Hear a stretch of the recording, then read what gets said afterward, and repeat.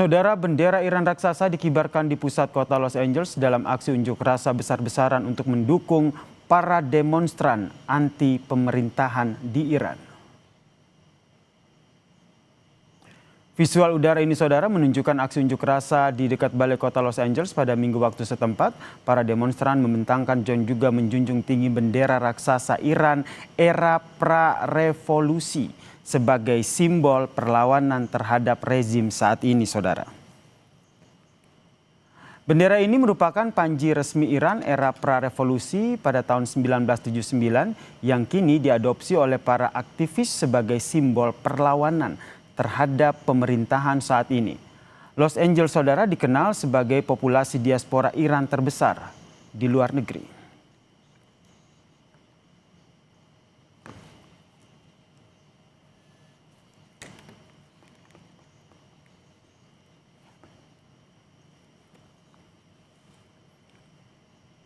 Sementara itu, saudara, sejumlah warga Iran menyeberang ke Turki pada Jumat waktu setempat.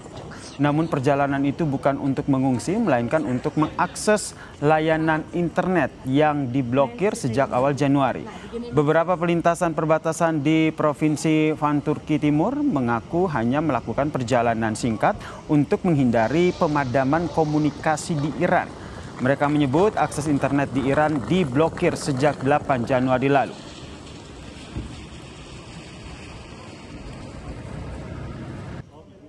من کارم اینترنت رو مجبور بودم بیام تا اینجا و استفاده بکنم و انجام دادم کارم رو. دوباره برمیگردم ایران تا شرایط ببینیم چطور میشه و اگر اینترنت درست بشه که میمونیم، اگر نه مجبوریم دوباره بیایم برای استفاده از اینترنت حالا کشورهای همسایه دیگه کشورهای. Sementara itu, saudara, di ibu kota Iran, Teheran, terlihat tidak ada tanda kerusuhan dan juga puing-puing di jalanan. Sisa protes juga sudah mulai dibersihkan, saudara. Suara tembakan yang sebelumnya sangat intens selama beberapa malam kini mereda. Orang-orang terlihat berjalan-jalan di kota dan juga lalu lintas pun kembali normal di jalan-jalan ibu kota. Sementara itu, media pemerintah Iran pun mengumumkan penangkapan oleh otoritas menargetkan mereka yang disebut teroris dan juga menghalangi warga yang ingin mencari jaringan internet.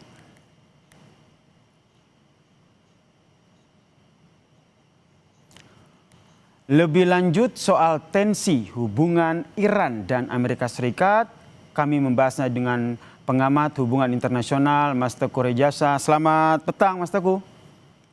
Selamat petang Indonesia.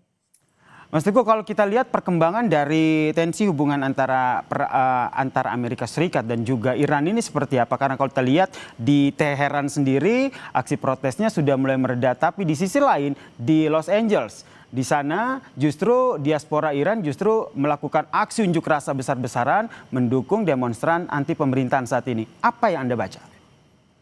Yang saya baca adalah saat ini terdapat sekitar antara 500.000 sampai 1 juta warga Iran yang tinggal di Amerika Serikat ya. Mereka itu secara bertahap meninggalkan negeri Iran tahun 1979 saat terjadinya revolusi di mana Raja Iran saat itu, Syahansyah Muhammad Reza Pahlavi Aryamer, itu diasingkan dan mengungsi ke Amerika Serikat dan selanjutnya digantikan oleh Ayatollah Ruhollah Khomeini. Ayatollah Ruhollah Khomeini ini merupakan pemimpin yang sangat revolusioner, ideologis, dan langsung mengubah kebijakan luar negeri Iran dari sangat pro-Amerika, dari sangat pro-Israel menjadi sangat anti-Amerika dan sangat anti-Israel. Jadi yang kita perhatikan saat ini terjadi di Amerika Serikat adalah perang opini dari para pelarian tersebut atau para eksodus dari Iran, dan mereka itu dalam pandangan saya ini adalah uji kekuatan. Bahasa teknisnya adalah testing the water. Apakah dari sini bisa menyebar kepada negara-negara lain? Dan tampaknya hal ini sulit karena di negara-negara Uni Eropa saya perhatikan hal ini tidak terjadi. Tapi bagaimanapun juga ini mengingatkan saya pada situasi tahun 1960 ketika Amerika Serikat mempersiapkan pelarian-pelarian dari Kuba untuk dilatih secara militer dan kemudian disiapkan untuk menyerang Kuba. saat itu memang terasa sekali untuk menghadapi seorang pemimpin yang karismatis, revolusioner seperti Fidel Castro itu sangat kuat. Rakyat menyatu dengan negara. Kalaupun hari ini kita perhatikan di Iran, sebagaimana telah ditunjukkan oleh Kompas, keadaan itu telah aman karena memang demo anti pemerintah itu kalah dengan demo yang pro pemerintah. Mas Dan Reza, ya. meskipun kalau kita lihat, kalau dari segi ancaman militer, Trump sendiri kan sudah menyiagakan 30.000 pasukan dan juga kapal induk di Timur Tengah begitu, mengancam tindakan militer jika Iran terus menindak demonstran dengan kekerasan. Tepat sekali. Memang Trump ini yang mendikte ya, seolah-olah apa yang dilakukan oleh Iran harus berdasarkan persetujuan Amerika Serikat. Kalau hukuman mati dibatalkan berarti ini terkesan Iran mengikuti perintah petunjuk dari Amerika Serikat. Tapi ternyata kalau kita melihat dari sumber-sumber Iran sendiri, mereka sudah berhasil melakukan operasi kontra intelijen sehingga menangkap lebih dari 500 penduduk baik warga negara Iran maupun warga negara asing yang terlibat dalam berbagai aksi sabotase. Jadi ini adalah dalam pikiran saya ini adalah suatu situasi di mana Amerika Serikat sedang mempersiapkan sesuatu, di mana sesuai teori mereka berpura-pura tidak akan menyerang, tapi mendadak akan melakukan serangan. Maka ini adalah skenario pertama. Ini seperti yang dilakukan oleh kelompok Vietnam Utara sangat berhadapan dengan Amerika tahun 60-an awal. Tadi juga Anda Kemudian bilang bahwa Mas Reza, tadi juga Anda bilang bahwa ini ada perang opini begitu, perang verbal begitu. Kalau kita berbicara soal perang verbal kan pemimpin tertinggi Iran juga sempat menyebut Trump adalah kriminal. Sementara Trump membalas dengan menyebutnya orang sakit begitu, dengan menyerukan perubahan rezim. Anda membacanya ini arahnya akan seperti apa nih, ketegangan antara Amerika Serikat dan juga Iran ini? Amerika Serikat mencoba menggoyang kredibilitas Iran ya, antara lain dengan melakukan berbagai sanksi ekonomi dan juga sanksi ini sudah diberikan dari tahun 79.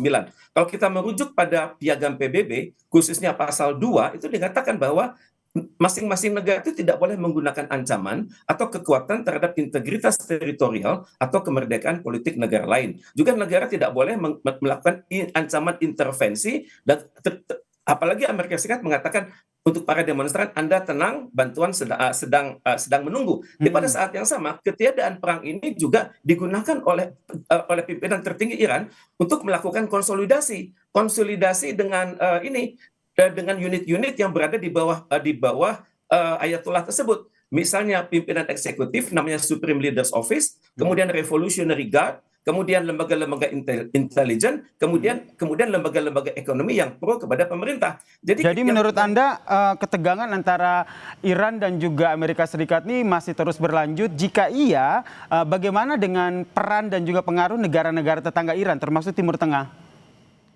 Saya perhatikan Iran sudah berhasil melakukan perang cyber ya, di mana Iran sudah menetralisir perangkat-perangkat satelit yang dimiliki oleh Elon Musk. Dan kalaupun negara-negara di sekeliling Iran itu mereka sedang khawatir karena kalau terjadi sesuatu atas Iran, Iran bisa saja melakukan pengiriman ballistic missile. Target-target Iran sudah jelas. Misalnya ada 2.500 pasukan Amerika Serikat di Turki, kemudian ada 3.000 pasukan Amerika Serikat di Jordan, ada 13.000 pasukan Amerika Serikat di Kuwait, kemudian kalau dikombinasikan antara Qatar itu sekitar 10.000 dan di Saudi Arabia juga ada 10.000. Jadi